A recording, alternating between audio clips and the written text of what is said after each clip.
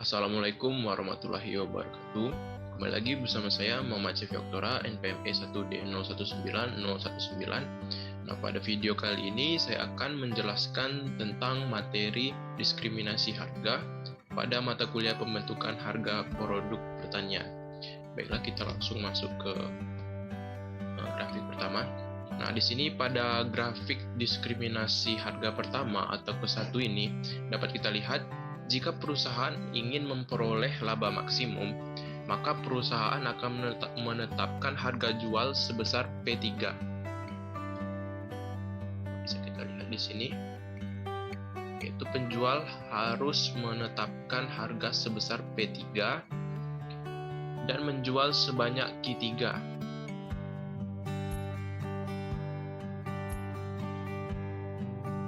Hal ini dikarenakan ketika MR atau marginal revenue-nya sama dengan MC yang berpotongan di titik D, ini ya, maka diasumsikan perusahaan beroperasi dengan MC yang konstan atau MC sama dengan AC, marginal cost sama dengan average cost. Nah, laba maksimum yang diperolehnya sebesar segi 4 P6 HD P3, yaitu di sini. 6 H gede P3 atau segi 4 ini ya. Nah, ini merupakan laba maksimum yang diperoleh perusahaan.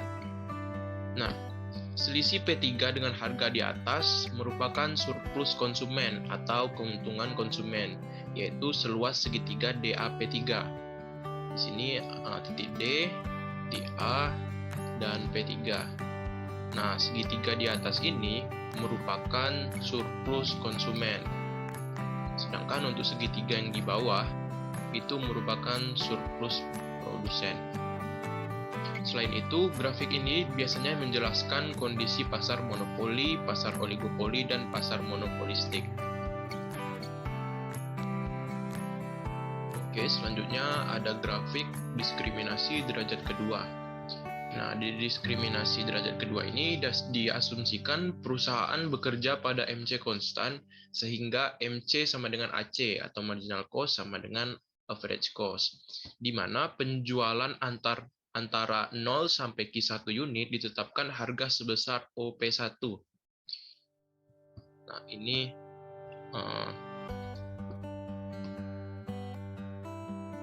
di sini kita tulis 0. Nah, di mana penjualan dari 0 sampai Q1 ini ditetapkan harga sebesar OP1. Ya, atau 0P1. Harganya sebesar ini. Dan antara Q1 ke Q2 ditetapkan harga OP2. Sini ya. Dan begitu pun seterusnya dari Q2 sampai Q3.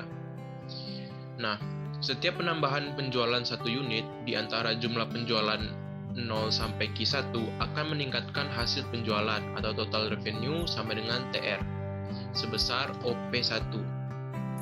OP1 ya.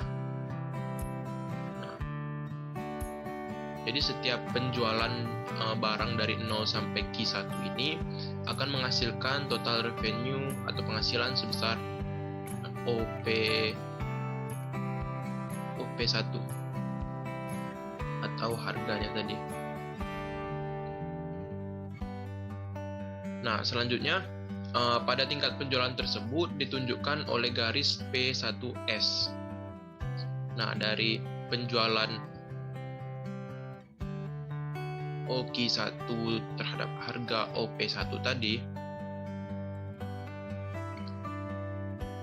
marginal revenue-nya digariskan oleh garis P1S. Ini merupakan marginal revenue-nya. Nah, pada tingkat penjualan tersebut, perusahaan memperoleh laba sebesar segi 4 P1 SAW atau segi 4 ini ya, P1 S W. Nah, ini merupakan laba dari tingkat penjualan 0 sampai Q1, di mana harganya OP1 tadi. Nah, begitu pula pada tingkat penjualan antara Q1 ke Q2. Nah, setiap penambahan volume penjualan 1 unit akan meningkatkan hasil penjualan atau total revenue sebesar OP2. OP2 tadi di sini ya. Nah, di sini. Sehingga marginal revenue atau MR-nya ditunjukkan oleh garis TU ini. Sama seperti yang OQ1 tadi, maka untuk laba Q1 ke Q2 ini ditunjukkan oleh garis P2U BW.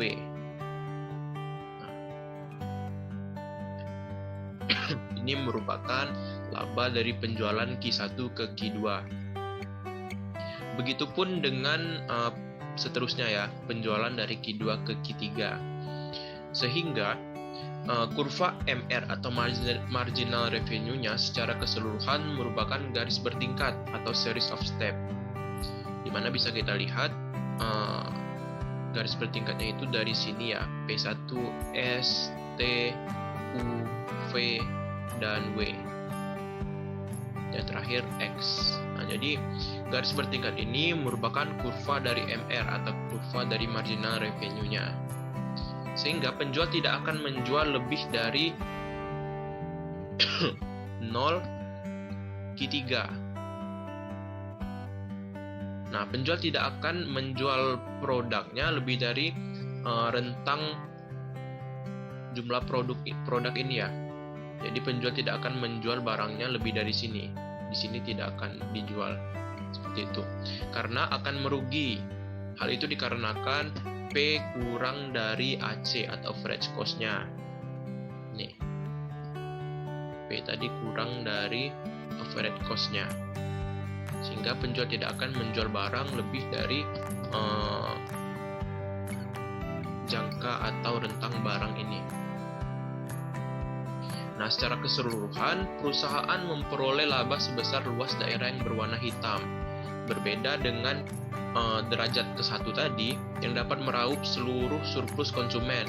Nah, untuk derajat kedua ini, hanya mengambil sebagian surplus konsumen. Misalkan perusahaan menetapkan pada harga P3 ini, maka surplus konsumen yang terambil oleh perusahaan hanya sebesar luas daerah P3, W, V,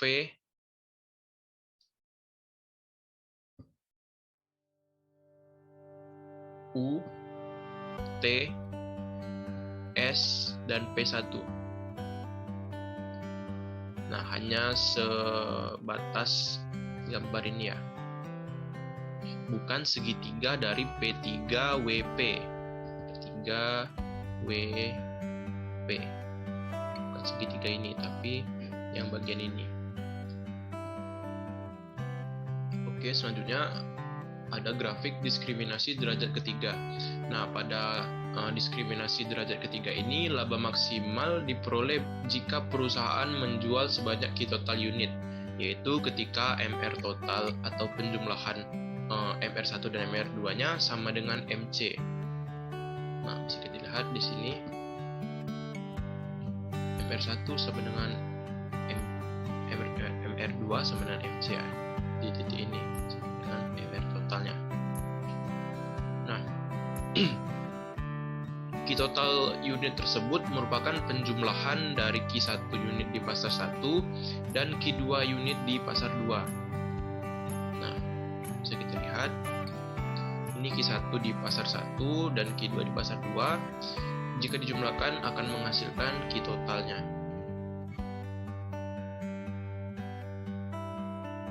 Kemudian P1 ditetapkan lebih tinggi daripada P2 dikarenakan elastisitas harga di pasar 1 lebih rendah daripada di pasar 2 atau lebih inelastis.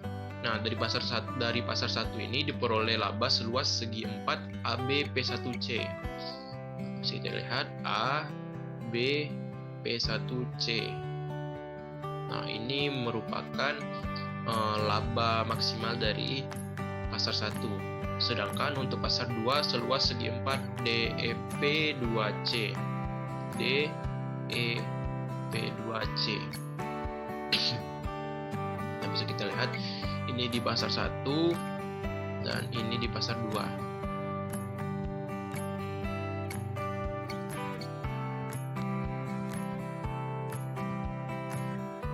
Oke, kemudian ada masih sama diskriminasi derajat ketiga, namun untuk grafik ini asumsi marginal cost-nya konstan atau MC sama dengan AC atau marginal cost sama dengan average cost, sehingga luas segi 4 yang berwarna hitam menunjukkan besarnya laba yang diperoleh di setiap pasar. Nah, untuk pasar 1 itu labanya di sini ya. Seluas segi 4 yang berwarna hitam, dan untuk yang pasar 2 di sini, dan pasar secara keseluruhan atau pasar totalnya di sini. Nah, kemudian untuk lebih jelasnya kita akan melihat dari contoh soalnya. Nah, contoh soalnya, kondisi TPD atau diskriminasi derajat ketiga juga dapat dijelaskan secara matematis seperti berikut ini. Misalkan perusahaan menghadapi permintaan di pasar 1 yaitu Q1 sama dengan 100 dikurang 2P, dan di pasar 2 Q2 sama dengan 50 dikurang 0,5P. Maka TC atau total cost-nya sama dengan 10Q ditambah 0,1 Q kuadrat, sehingga menghasilkan MC sama dengan 10 ditambah 0,2 Q. Nah, untuk pertanyaannya, berapakah elastisitas pasar 1 dan pasar 2, dan jelaskan perbandingannya. Yang kedua, hitunglah total revenue, total cost, dan laba totalnya. Yang ketiga, apakah strategi diskriminasi harga tersebut berhasil? Jelaskan secara matematis. Nah, kita jawab untuk yang soal pertama, yaitu yang bagian A. Kita buat dulu persamaannya. Q1 sama dengan 100 dikurang 2P, dan Q2 sama dengan 50 dikurang 0,5P. Nah, untuk Q totalnya sendiri langsung ditambahkan saja sehingga menjadi 150 dikurang 2,5P. 100 ditambah 50 minus 2P ditambah minus 0,5P. Maka hasil Q totalnya seperti itu ya. Kemudian ada inverse demand function-nya. Untuk P sama dengan persamaan pertama, P sama dengan 50 dikurang 0,5Q sehingga menghasilkan TR1 sama dengan 50 Q1 dikurang 0,5 Q1 kuadrat. Yang kedua, persamaan kedua, P sama dengan 100 dikurang 2Q yang kedua, sehingga menghasilkan TR kedua sama dengan 100 Q2 dikurang 2Q2 kuadrat. Nah, untuk hasilnya, P sama dengan 60 dikurang 0,4 Q total.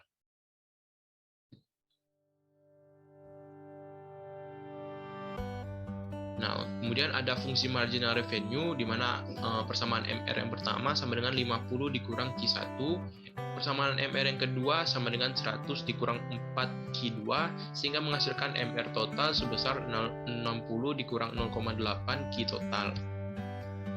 Maka, biaya perusahaan dinyatakan dalam bentuk persamaan TC sama dengan 10Q ditambah 0,1 Q kuadrat, sehingga menghasilkan MC sama dengan 10 ditambah 0,2 Q.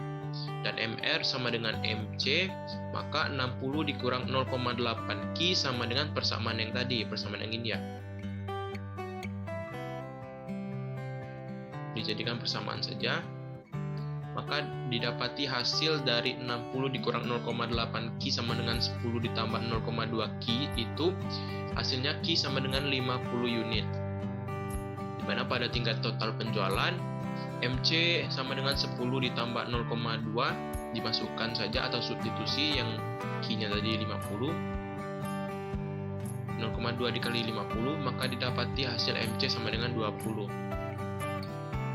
Sehingga kita masukkan ke persamaan MR atau marginal revenue-nya. MR sama dengan MR yang pertama, yaitu MR1 sama dengan MC. Atau bisa kita persamakan ya, 50 dikurang Q1 sama dengan 20, sehingga menghasilkan Q1-nya 30 unit. Di mana min Q1 sama dengan 20 min 50 ya. Berarti min 30 dibagi min 1. Berarti hasilnya 30 unit. Sedangkan untuk ampere yang kedua, itu 100 dikurang 4 Q2 sama dengan 20, sehingga hasil Q2-nya 20 unit. Nah, penentuan harga di setiap pasarnya adalah 30 sama dengan 100 dikurang 2P, sehingga P1-nya untuk harga pasar yang pertama itu adalah 35, dan untuk harga pasar yang kedua adalah 60 dari penjumlahan yang ini ya.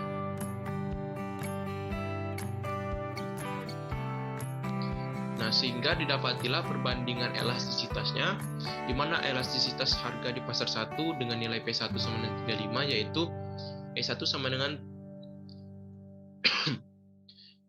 persen delta Q1 per persentase delta P1 sama, yaitu P1 dibagi Q1 dikali delta Q1 dibagi delta P1, atau elastisitas pada pasar pertama itu 35 per 30 dikali min 2, sehingga didapati hasil min 2,33. Itu untuk harga elastisitas harga pada pasar pertama. Nah, untuk elastisitas harga pada pasar kedua, di mana P1-nya sama dengan 35, sama seperti yang tadi, tinggal dimasukkan ke rumus, sehingga didapati hasil elastisitas harga di pasar kedua, yaitu minus 1,5. Nah, sudah terjawab tadi pertanyaan yang pertama, yaitu berapa elastisitas pasar 1 dan pasar 2, dan jelaskan perbandingannya. Nah, untuk elastisitas harga di pasar 1 itu sebesar minus 2,33, dan elastisitas harga di pasar 2 itu sebesar minus 1,5, sehingga elastisitas yang paling besar yaitu pada pasar kedua ya, karena nilai minus 1,5 lebih besar dari nilai minus 2,33. Selanjutnya kita akan menjawab soal yang B, di mana total revenue-nya kita buat persamaan TR1 sama dengan TR2. Berarti 50 Q1 dikurang 0,5 Q1 kuadrat sama dengan, tinggal dimasukkan nilai Q1-nya tadi berapa, yaitu 30 ya untuk TR1. 50 dikali 30 ditambah 0,5 dikali 30 kuadrat. Ini dikuadratkan dulu sehingga didapati hasil TR1 itu 1950 satuan uang. Sedangkan untuk TR2 2800. Sehingga untuk jumlahnya atau total revenue-nya yaitu 4750 satuan uang. Nah, untuk total cost-nya sendiri atau TC-nya tinggal dimasukkan 10 dikali 30 ditambah 20 atau 0,1 dikali 30 tambah 20 kuadrat. Ini persamaannya ya. Sehingga didapati hasil 750 satuan uang, dan untuk labanya sendiri itu 4000 satuan uang. Laba ini didapati dari total revenue dikurang total cost, yaitu 4750 ini tadi dikurang dengan 750, sehingga didapatilah laba akhirnya yaitu 4000 satuan uang. Nah, selanjutnya kita akan menjawab soal yang bagian C.